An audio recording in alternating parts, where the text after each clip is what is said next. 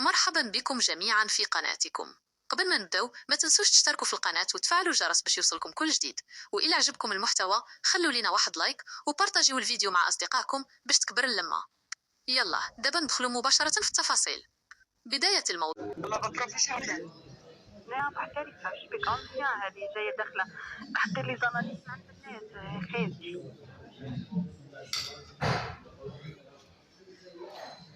فهمتي ابليكاسيون تخرق. والله صح، والله عبالك فيها هكا ساعات الواحد المخ تاعو يترنم.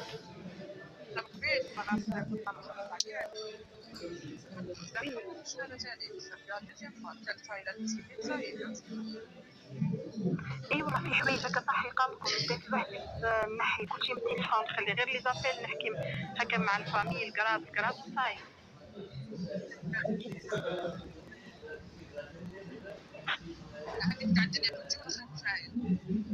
اي كاين بزاف هكاك. مرض الابليكاسيون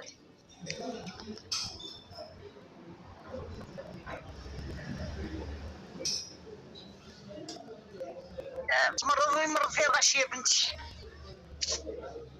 اي كل يوم تخطي. اي كل يوم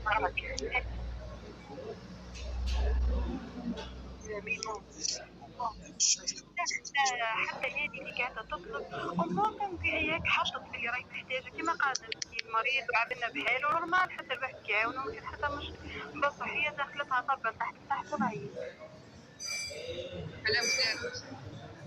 واحدة تطلب هكا صغار تقول ما عطوني دواء يعطوني ما باش مدايرة باسم الوكالة تاعنا هي جوجو. على الوكالة تجوز السبيطار ولا تتصل بها؟ اكتب النقد هذا اللي هو يدير تليفونه كامل، ماشي غير في هذه تطلب الوكالات كامل. صح